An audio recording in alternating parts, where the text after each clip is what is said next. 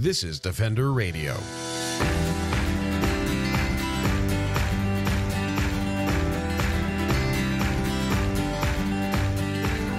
I'm Michael Howie, and this is Defender Radio, the podcast for wildlife advocates and animal lovers, brought to you by the Fur Bearers. Mustachioed dog nappers chasing animated pooches around the city may be what's in some of our heads when it comes to animal control. But the important frontline officers in our communities go well beyond that trope.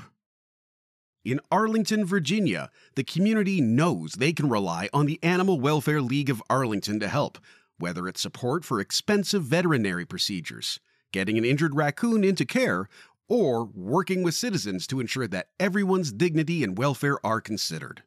Chief of Animal Control and Senior Director of Community Resources, Jennifer Toussaint, joins Defender Radio to discuss how considering an intersectional approach to animal welfare makes an impact, the importance of crisis intervention training, and why finding moments to celebrate matters. Let's get started. Could you tell me a bit about what is animal control typically perceived to be? Because I think we're going to get into a lot of what people maybe think things are, and then what actually is going on behind the scenes and how that plays out in other ways. So in, Virginia or much of the United States, what does animal control look like at a basic level? Yeah, so I like to say what might be considered perception versus what's going on is just such a large gap. There are amazing professionals in animal care and control all across the United States doing innovative and life-saving work every single day. I mean, we do levels of investigations that I think people would just be floored to think we were capable of handling as an agency, but we are very capable. I like to also say animal control officers have to be cross-trained in many specialties.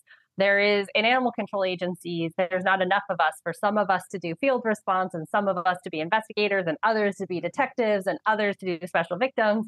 You have to have that officer, the ability for that officer to handle any and all situations that come in. So as an example, my department is CIT trained. We do crisis intervention and field response for individuals in mental health crisis. We respond out to circumstances of evictions. We respond out to many different type of law enforcement cases that I think people would be very interesting to hear that we're part of. And then similarly, we have to specialize in wildlife management and triage, know everything about every type of companion animal, know all the regulations around exotic pets and pet ownership and transportation and regulation. And then we have our wonderful agricultural animals. So that officer has to be a really, really diversified officer who has a passion for training, because this field, you can never know enough. Everything is always evolving, and we're just working our hardest to stay up in all of the information we need. On the adverse side, in the United States, in movies, we are still the villains in kids' movies. And so my daughter is young enough to have just seen Secret Life of Pets a few years ago, a kids' movie, and the animal control officer in that movie is still the villain. Like it was going all the way back to Lady and the Tramp and some of those other movies.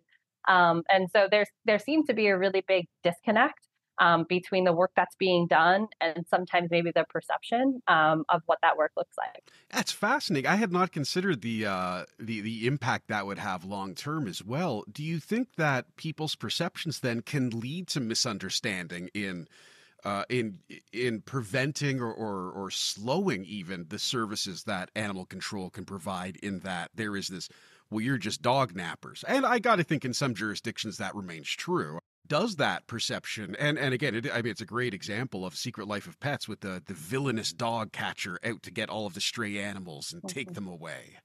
I believe they may have had a big mustache as well in that film, so really adding to it. Yeah. But does that perception ever get in the way of doing the work?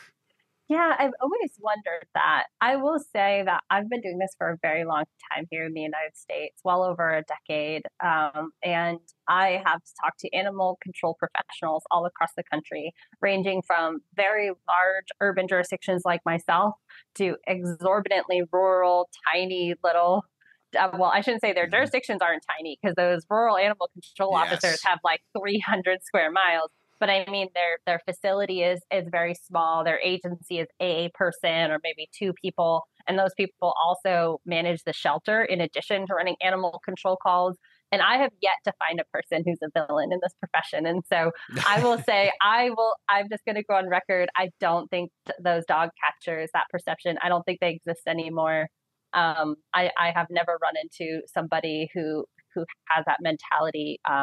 I will say that I've run into many officers who are trying their best with literally nothing. And, to say, I have a passion for working with the community and I have a love for animals and I want to get into this field, and to be handed like a dirty dog crate and a catch pole on your first day and no training and no other supplies it really tells me that the community doesn't understand that role. And I don't think ill at all of the officer who maybe takes that position, because I have found that officers are truly trying their best and seeking out continuing education and all of those things. But correct, we are telling our children that we could be feared, that we're not a place maybe where pets are safe. And so we have run into that. I will say that in my community, that perception's been gone for quite a long time. So I benefit from a community that trusts us, that know that we're equitable and reasonable in our response, that we are truly here to assist people in supporting pets staying in homes. So they know they can reach out and say, hey, I think my neighbor is going through a lot, and I think he or she could just use a little support. I'm not trying to get them in trouble. I just think they could use a bag of dog food and maybe, just some resources. And to be getting those types of calls, that's telling me that we're checking the boxes and we're building the trust with the communities that we need to serve. Definitely. And it's wonderful to hear. And the impact a pet pantry can have is significant. Our good friend, Dr. Valley Fraser-Celine at Wild Dogs on Instagram, has a program now on how to set up a pet pantry that's getting a lot of success, because in a lot of communities where we're facing a massive increase in cost of living, housing has skyrocketed in Canada in an extraordinary way. And we've got a significant amount of people experiencing homelessness or without homes right now. A bag of dog food that costs $50. It makes a big impact for some folks. For cat food, or if you get into any of the specialty vet diets and you need like Katie or something like that, you're looking at a lot of money. And that resource allows people to keep pets with them, keep their family together. And that's something I'm always very inspired by. And on that note, I'd like to kind of go back in history a bit. So we're connected through Humane Canada, at which you were a presenter. And one of the things you'll talk about is how the Animal Welfare League of Arlington has created or developed more intersectionality between that kind of the traditional shelter and animal control service and wildlife services and community service in a much bigger way. Could you share a bit about where you started? Because I think that can really help inform the story as well. So what were things like before this grand journey began? Yeah, so before 1944 in our community, there was no centralized animal welfare agency or animal control. And so it really was community supporting community, right? So people would see a stray pet, they would take it into their home, and they would work amongst each other to either find the owner or figure out a next step for that pet. And as a result, you saw like tons of outdoor cats. Our community cat population was through the roof. Additionally, there was no supportive agency for wildlife. And so wildlife would be critically injured, and they would sadly just have to sit on the side of our urban roadways until they passed away. And so community was struggling, and a group of amazing volunteers came together and was like, we should form a humane society. And they started with like a in-home based foster program almost, and they bought a very small facility. And now 80 years later, it's 80 years this year, we're a multi-million-dollar facility with just shy of 60 full-time staff members, including 8 of which are the animal control team.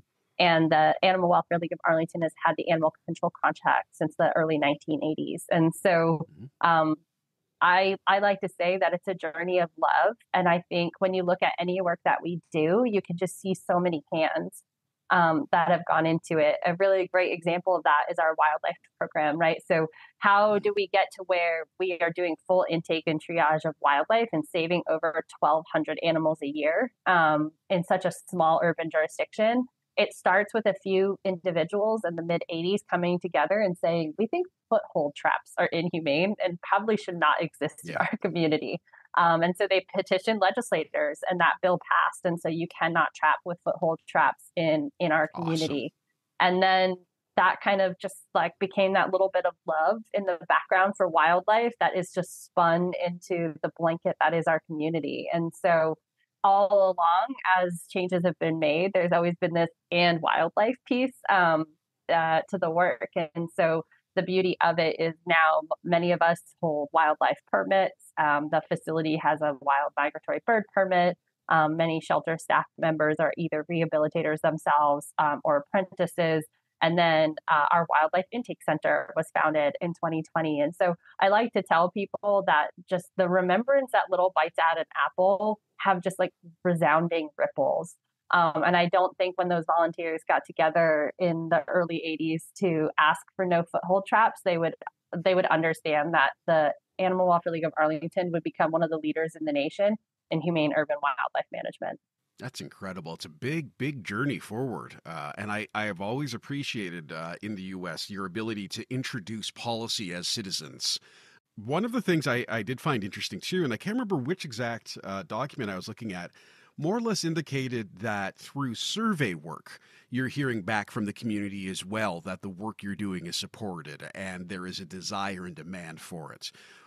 What importance does it have to be able to engage with the community and understand in a very honest way what they see and what they feel they need compared to what maybe you think you're delivering as an agency? And that's not to say anything bad's going on, but, you know, like there is that disconnect sometimes. Yeah. So when we talk about doing like truly equitable community work, it's remembering that we are not the solution to a community's concern and that the wisdom already exists within that community of individuals that are seeking support. And so we like to survey, we like to do boots on the ground work in the field, talking to individuals and saying, what would support look like to you? What do you think is your neighborhood's highest priority or concern? And that has changed, right? So throughout so many years. But it was actually probably in one of the wildlife presentations or in one of our community, we do things called community care clinics or CCCs, which are completely free clinics that we go out into different neighborhoods and we put on doing full wellness exams and supporting the community as a whole. The beauty of the community care clinics is it's a one-stop shop for all things family. So one of the feedback that we got from community members many years ago was, hey, you come in and you do these on-site events in our community and we love them and we feel supported by them. But you come on Tuesday and then this other group's on Wednesday night. And then we have to go to this third group on Thursday morning. And then we have to go to this other group 2 weeks later on a Sunday. Like, why don't all of the nonprofit partners that support our families come at once so that we're not having to all come out at different times and like do this crazy chart? And when we looked at it, it was a crazy chart. Like who could pull this off if they wanted to actually get all of the support for their children, themselves, their household, and their pets? They had to essentially like run a calendar that I don't think any of us would pull off. And so the initiative of the community care clinics was to decrease waiting in lines. It was a direct feedback from the community that it didn't feel like it honored the dignity of their needs being made to wait in so many lines. And so at the community care clinic, you get a wellness check for your pets with full vaccines, preventatives, yes, the whole 9 yards. Microchip, all of that good stuff. You can get signed up for a spay neuter voucher to come to one of our supportive partners and get your pet spayed and neutered if that's something that supports your family. During COVID, you could get a COVID vaccine. Your pet could get your child could get a COVID vaccine. We have Read Early and Daily, which is a nonprofit who specializes in giving books to individuals that they see themselves in. So this is a DEI initiative. So young people see themselves in the characters of the books that they're reading. The emergency responders are there giving out kits for disaster planning for families. Who else comes? Everybody comes. it is truly like the greatest thing ever to be there. There are so many nonprofits. The Department of Health is there. The Arlington Food Assistance Center, you get your pet's food. So our pet pantry is there, and then the Food Assistance Center is there. So you get your family's food, your pet's food. All of it is all in the same place, and so it's kind of this like amazing bazaar of Yeah. like it feels like a fair of support for families, and they can kind of pick and choose what best supports them. And again, it's truly born out of community wisdom, of a desire from the community to uplift what their needs were. And that was the pet pantry over a decade ago here in Arlington. So we like to say at AWLA, we bend to meet the wisdom and needs of the community as we receive them. It's a wonderful thing to see, and I have to imagine for the families, not only does it make it less stressful in that you're right, it's not one of those crazy calendars where you've got to go to 8 different places to achieve 4 things, but the event itself sounds like it's a whole like, oh well, we're going to go and we're going to do this, this, and this, and the dog's going to be happy, the kid's going to be happy, parents can be pleased that everything got done, and you don't need to worry about some stuff for a while, and that's just okay, we did it. Now we can move on with life. In terms of running the Animal Welfare League, is there a cost benefit to having that kind of a and I know there's language for this, the prevention versus treatment effectively of the issues that lead to seizures, that lead to disease, and so on. So having the vaccinations, having the microchips up front in that way. Yeah, of course. So we do emergency veterinary grants as well. And so those are those critical situations where a family would have to surrender their pet or receive a full grant from us, which they do not have to pay back in order for their pet to receive emergency care. We also do ongoing support of chronic conditions now, as well as increases in diabetes and other things are seen in animals. And those can become really cost prohibitive for a family. But the cat just doesn't not have diabetes when you surrender it to the shelter. So then trying to find a new family who is going to love this pet, who has these advanced medical needs, can be very, very difficult. And animals have as long as they need here at our shelter to find those loving families. And so, correct, like the cost savings is, yes, we can just provide your amazing family who already loves this pet with this support, rather than having to shelter this cat for 6 months, trying to find a new family to take on the care and supportive needs of this pet moving further.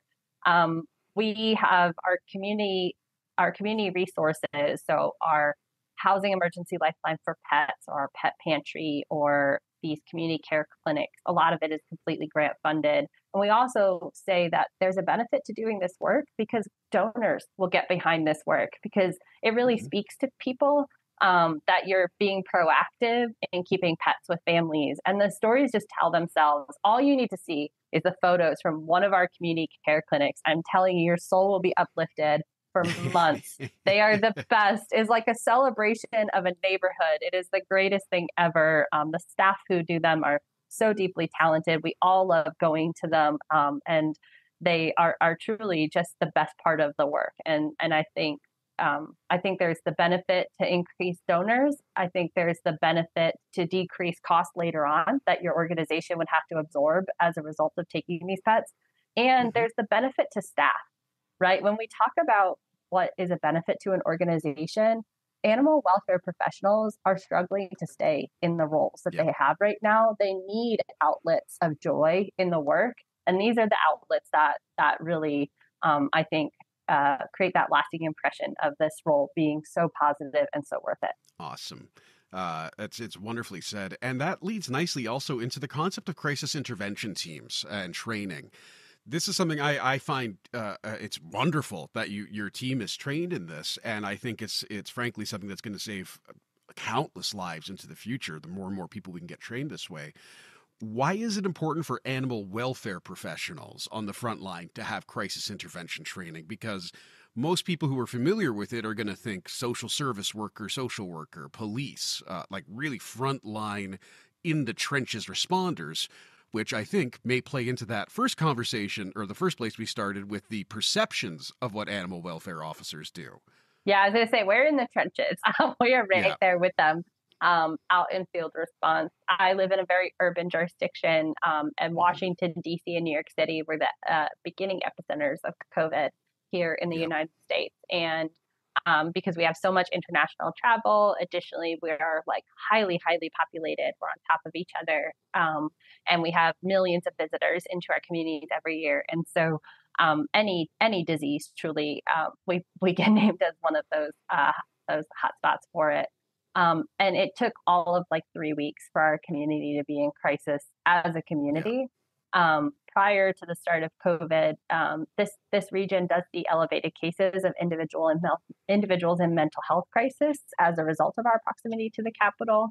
And I just want to say that a remembrance of what crisis means is really important. So a adult person will experience a mental health crisis. Again, there's a variance to what that means for all of us.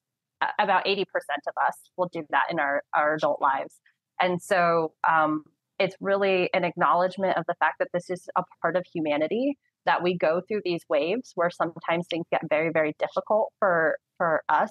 And what community support means is having a plan for people when they hit this critical access point, so that they can receive the services that they deserve and their dignity can be upheld while they're going through that crisis. And so we really like to work with individuals. We like to say we don't do things for people, we do things with people. And it's a big mantra here in Arlington County. We do things with people, not for people. And it grounds you in the fact that true community service means taking a step back, slowing down, and really trying to embed yourself in the moment with that individual and assess what best next steps might occur. So it is very cutting edge in the United States, even for animal control to be CIT trained, but we've been CIT trained here in Arlington County for many years. And I believe it's been truly life-saving. I've been in those critical moments with people where we have to make very hard decisions, and we're asking them to work with us through that and support them through that. And it makes all the difference when somebody's electing into services versus being mandated into services.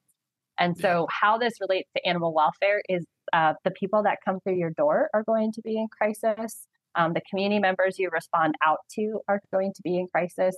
And there's really no such thing as too much practice in working through better ways to communicate with people so that you get a better understanding of what their needs are and how to best support them. It's brilliant to include, and I think it's, as you said, the number of lives saved is you'll never know, but it matters and it makes a difference to a lot of people.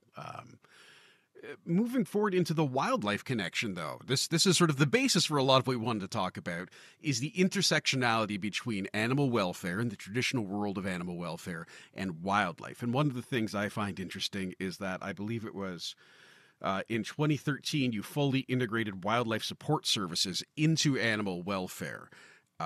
I know in my experience here, there are times when people they'll find, a skunk limping, or they'll see someone, a fox maybe having a hard time, and they'll call the local humane society or shelter, who say, well, we don't deal with live wildlife. We deal with companion animals and dead wildlife. You're going to have to call someone else. And then you just start this circle of calling, and everyone refers you to the next person, to the next person, to the next person. And sometimes you end up not being able to help.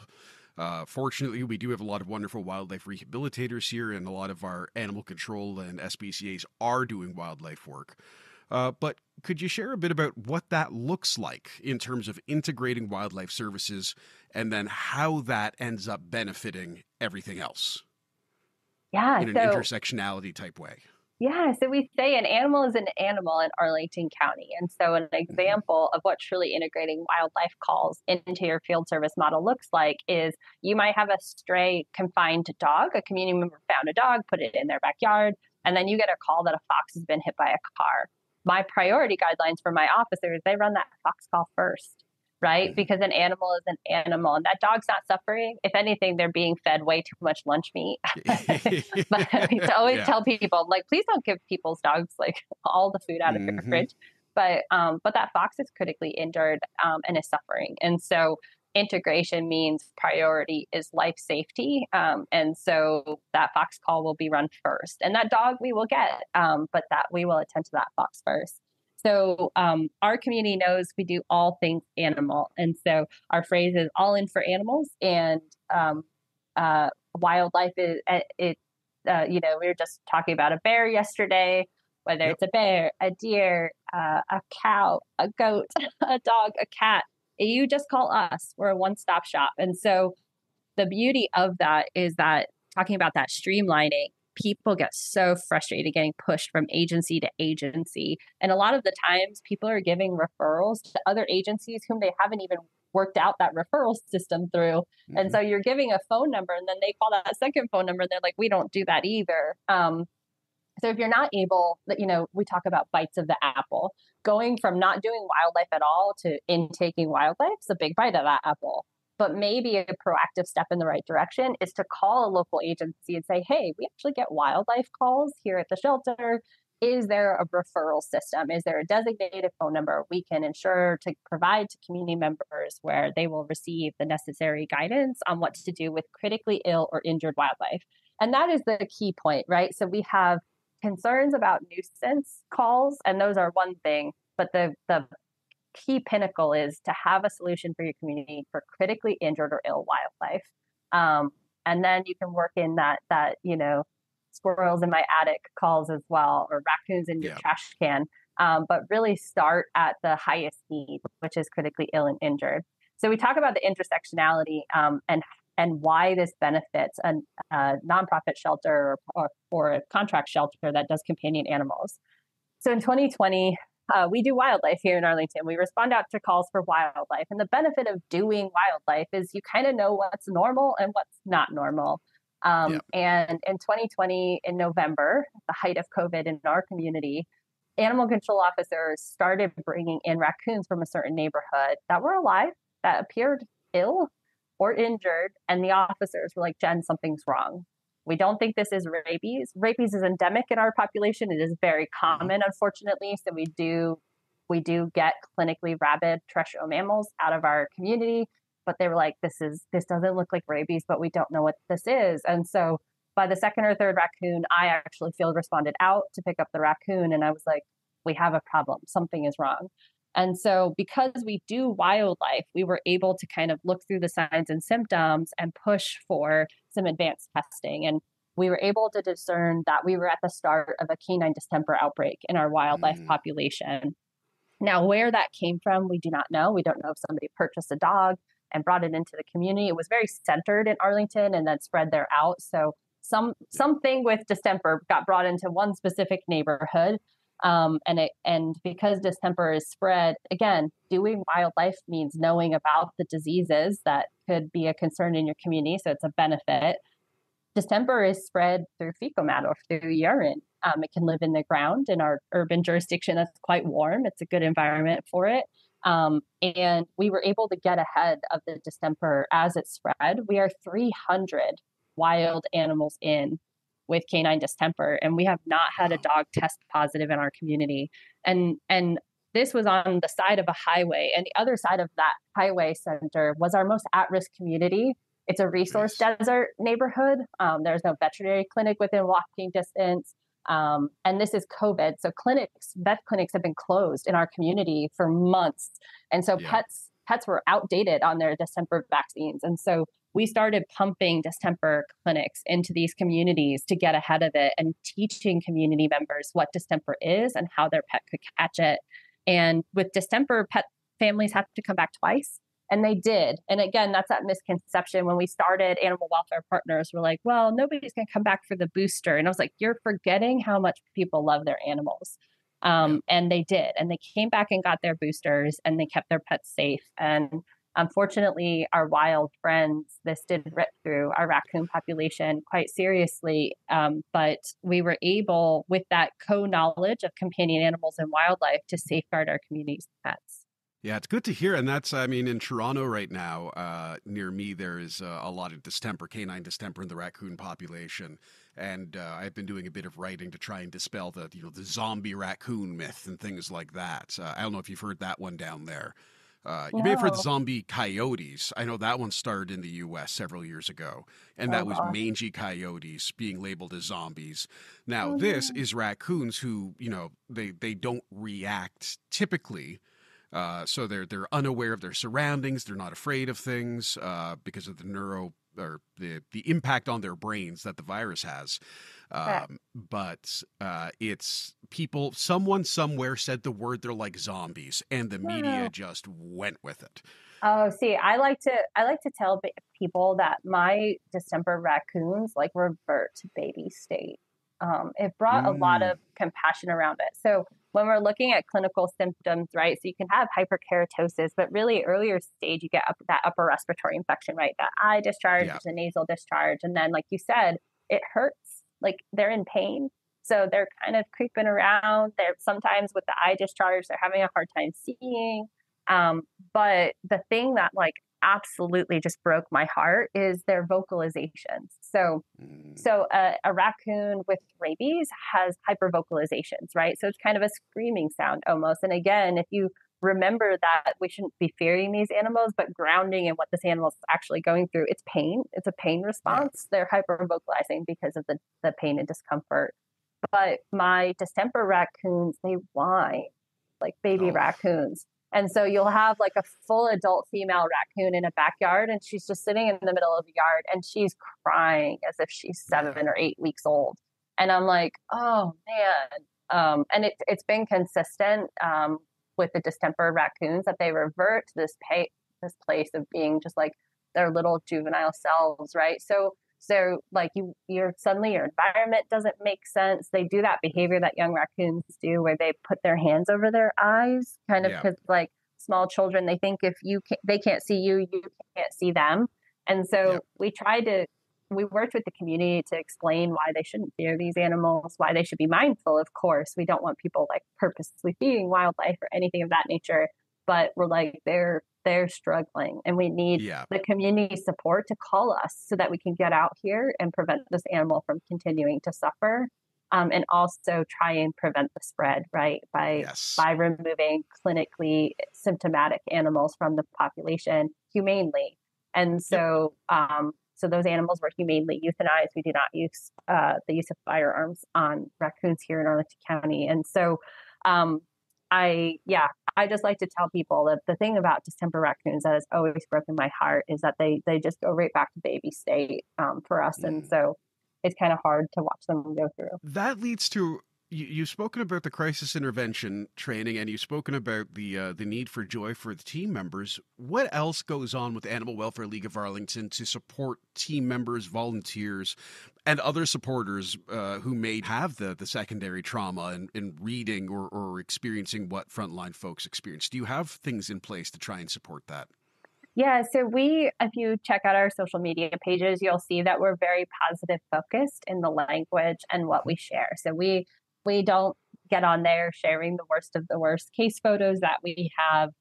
Again, because the intentionality is to remind the community that people really care about their animals, and that though we have one-off cases, of course, of situations where an animal was not in the greatest circumstance, that is the few and far between for all of the pet owners that we have. And so, really kind of grounding the community in the fact that people are amazing, they care about their pets, they're trying to do the best thing. So, compassion fatigue and burnout in this role can be so hard.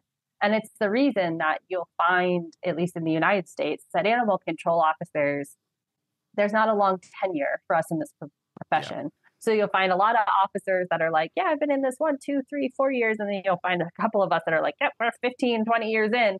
But the middle is missing. And it's because the turnover is so high, because the profession is so hard. And I always like to say, if there's an officer listening and maybe you transitioned out of animal control after a few years and maybe you're still in sheltering or maybe you do something completely different, it didn't mean that your service to your community wasn't amazing. And I also love and respect when people know that they need to take the step away for their well-being. Yeah. But if you're looking to have longevity in this position, I don't know how you do it without counseling.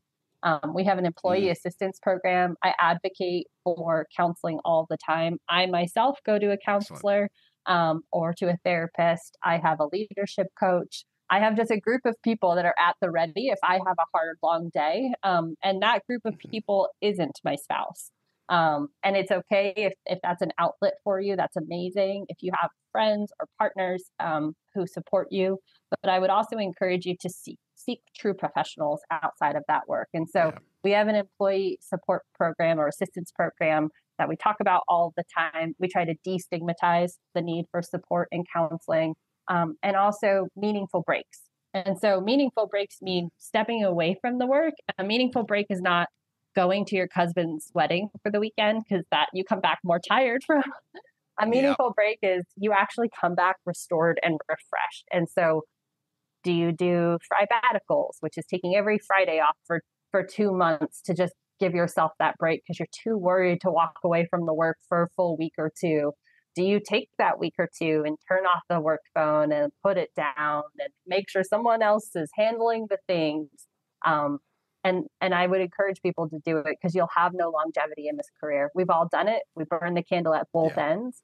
But 10, 20 years in these roles, you don't do it without support. Yeah. And I am a huge proponent of therapy myself. I think it makes a world of difference. I'm always happy to support that and finding the joy in whatever you do with that time off too. I watch so much comedy, it's silly. Because for me, laughing with people is just restorative. It really, really is. So you get an improv night somewhere, and I will be there shouting silly suggestions from the back, guaranteed. That's awesome. My husband never wants to hear the theme song to The Office or Parks and Rec ever again in his life. It's great though to have like a litmus test with your partner as to when you've had a long day without having to say anything. If I'm watching a rerun of a Parks and Rec episode on my phone while I'm cooking dinner, he knows like it's been a long day and I just like need that 30 minutes to myself to get myself recentered and to sit down at the table with my family and happily chat about their days. And when asked by my young child how my day was, things were great, and we keep it moving. But I think it's really important to do that. I call them marshmallow moments. And I tell a story in animal welfare how it's really easy as a first responder to get caught in the flow of the day, right? So you experience a really traumatic thing, and then there's always calls for service pending. And so you go from this extremely traumatic situation. Maybe there's a loss of life. Maybe the animal did not make it. Maybe it's literally all of the above. Maybe you're in a true crisis with a family. You're coming off of a domestic violence case. And then you go to like the dog confined by a neighbor, but they don't know what you just came through. Like if we could just wear a picture of our days on our uniforms, maybe there would be more grace and space around just like the extremes that we go through. I remember going not too long ago from a house fire to the next hall and the call for service for something had gotten down into the attic. And she's like, "You smell like fire." It's like, "I was just in a house fire." And she was like, "What?" It's like, yeah. Welcome to our lives. So, like, I can't stop moving. Animal control is never staffed in the United States the way like fire departments and police departments are staffed. They get to kind of like catch a moment's break. They get to stand around with each other or breathe through something.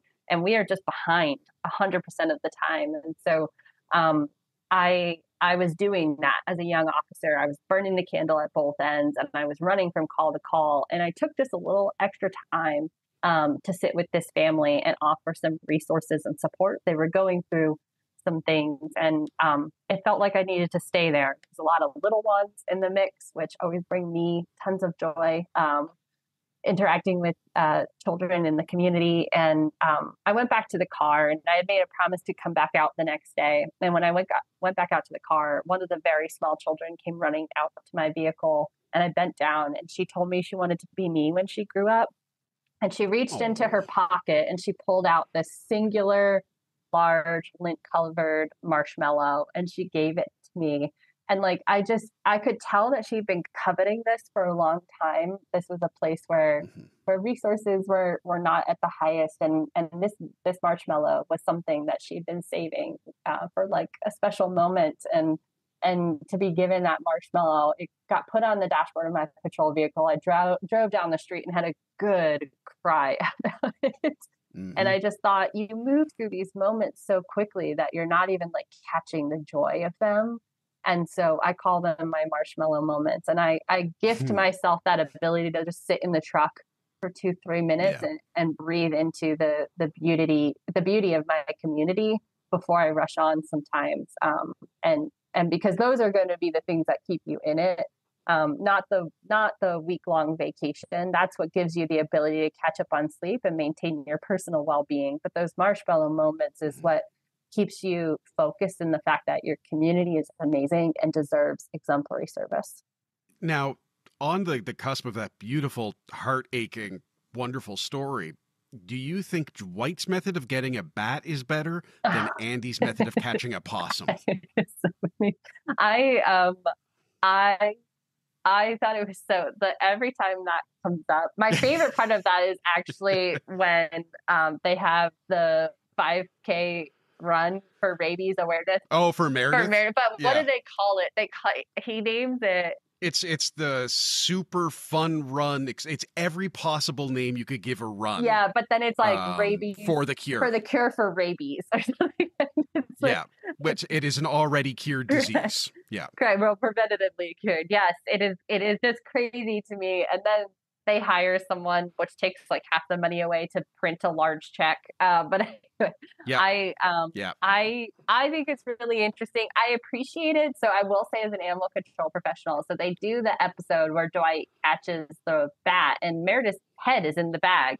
And my inner animal control officer is like, you've been exposed. And then it takes a few episodes. Actually, Michael has to hit Yep. her with a car for her to be considered exposed to rabies, or for the medical team to catch that she'd been Yes. exposed to rabies, I should say. And it did brighten my soul that they were like, you were exposed to rabies. I'm like, oh, rabies exposure awareness. This is amazing. Thank you. Maybe, I mean, it's a little slapstick. I really hope that this doesn't, ever occur, but I've had the craziest rabies exposures throughout the years. And every time I think I've heard it all, something else happens. Yeah. So no heads in a bag with bats yet here in Arlington. But It's good. That's good. yeah. And then the tackling of an opossum on a golf course to only unleash them inside your friend's home later on. That's one of mine. I enjoy that. The part of that I love is that when it's in a box trap, a humane box trap in that photo, they immediately realize that they've like done the wrong thing, that this animal has done nothing Yeah. other than be an animal. But then they let it out and they revert back right to like, and they run away. And I'm like, a healthy respect for animals is great. Just open a door. Just like put the trap out back. Maybe just don't open it. But yeah, that's yeah. But I do appreciate when groups try to remember at least that wildlife are in the mix of all the things people. Yes. Well, and I think that's a great spot for us to end, because I think anyone who I was going to say tuned in to show my age, anyone who has downloaded or streamed this episode, will have been expecting, I think, a lot of conversation about animals, wildlife, and pets, and we have spoken about that. But more so, it's a lot of talking about people and relationships and community. And you outline that from the beginning, but then it really does come across as, well, if you want to do well to help animals, you've got to find a way to work with people. So for folks who are maybe, on the less people-y side of things and maybe struggle with that because, our compassion for wildlife and animals is so big, or it's overwhelming with what's going on. How do you deal with people? What kind of advice would you leave for them to sort of leave off our conversation?